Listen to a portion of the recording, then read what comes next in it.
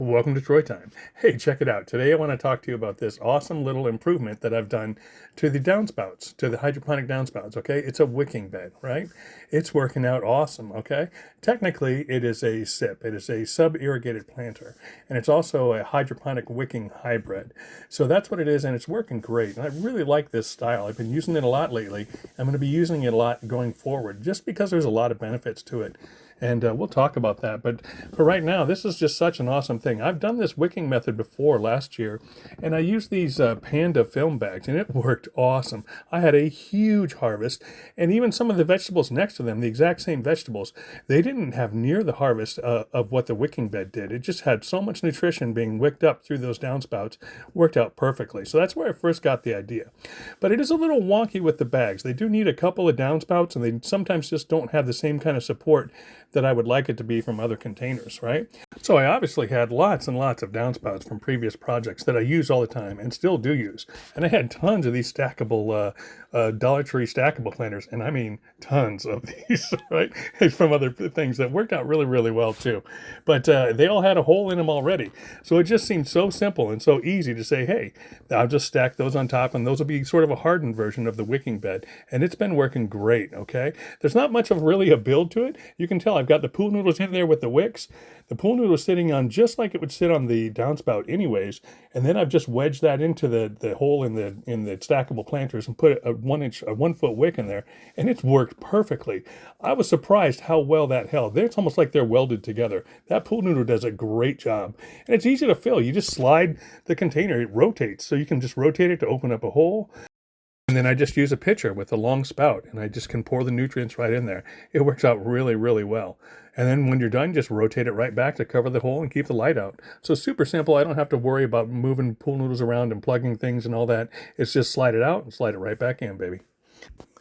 Now, I still use the cracking method for lots of things, particularly leafy greens, lettuces and greens and things like that. It works awesome. I've used it that way, and it works really, really well, okay? But this wicking container really has some advantages, okay? It can do a lot of stuff. For one, it's very, very versatile. You can fill this like 3 different ways because it's a SIP, because it's a sub-irrigated planter, right? So sure, you can fill it with hydroponic nutrients, and it's going to work out awesome. But you can fill it with water, right? If need be, you can treat it just like a soil garden. You can spray it right on top with your hose, just like a soil garden, and it's going to water your soil. Or you can put water underneath and fill the planter, the sub-irrigated planter, with water. Either one of those methods is going to work. You can imagine if you were like watering your garden out in the morning and you realized one of your reservoirs was empty. Well, you got lots of options. If you're going to have hydroponic nutrients, let's say tomorrow after you mix them up later tonight, you could just spray it right over the top. You could just spray it right over the top with the sprinklers, same way you would a soil garden, and it'll be fine, right? If maybe you don't have nutrients on hand and it's going to be a week before you can get some, you can just fill the bottom of that reservoir, just fill the reservoir with water, and it'll last like a week like that. And then when you do get the hydroponics, you can put them in. That's a lot of the way that I actually use it. I usually interact with this garden usually once, maybe twice, up to 3 times maybe a week, depending upon how large the vegetation is and how hot it is outside. What you could do is you could fill it up with hydroponic nutrients on a Sunday, maybe on a Tuesday, wet it down from the top, and then maybe on Thursday, if it's empty, just hit it with water on the bottom and let that work until Sunday again, where you refill it with your hydroponic nutrients. And that works really, really well. By rinsing it from the top, it knocks down the salt that can build up in the soil. So that keeps everything fresh. Also, by running it from the bottom, it kind of cleans everything out so you don't have such a mess going on inside your planter. Also, it's a big plus compared to Cracky because this system actually utilizes the rain. It's a terrible thing when it rains for 3 days straight and yet you still got to go out and fill your cracker reservoirs because they're empty. This one will actually capture that rain and it will help the system. So that's a big plus too. And finally, a huge benefit to this system is that it's much more fail-proof than typical Cracky. Cracky, there's a lot of things that can go wrong. You can overfill your reservoir.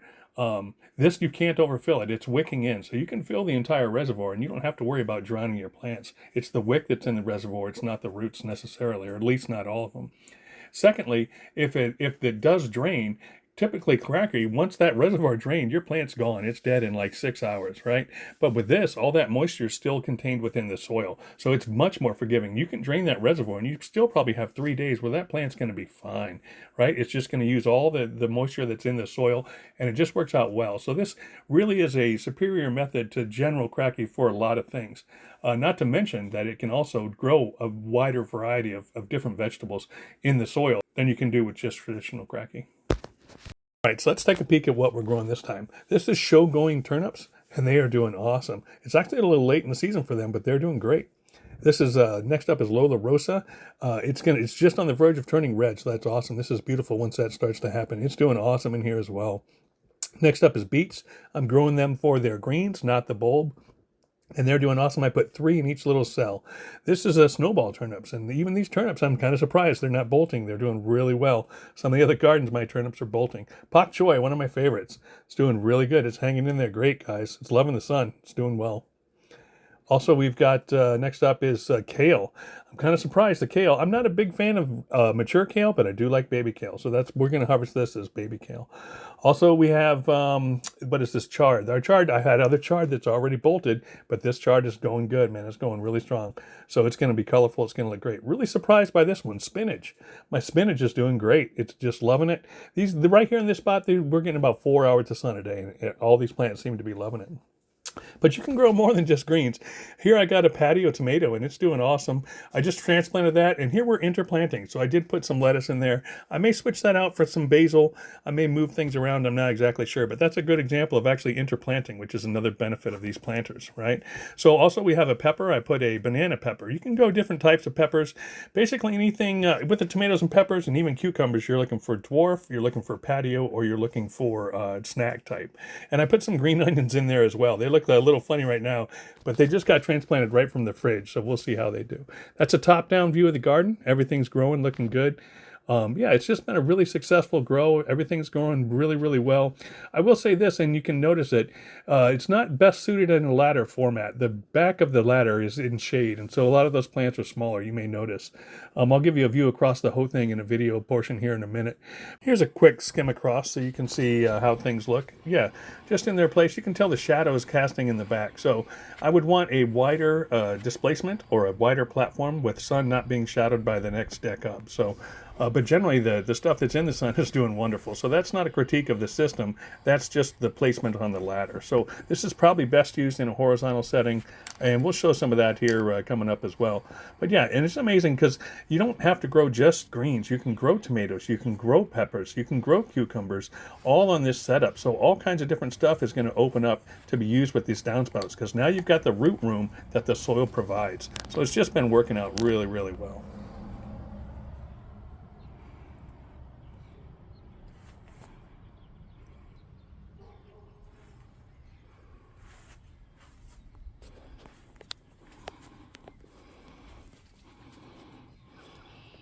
This garden here shows the proper separation you would want in order to keep both levels in the sun. So you could do something like this, but you don't have to do anything as elaborate as that. I did make this little table here, and I just put wooden slats. So it's not even a table, it's just 2 wooden slats.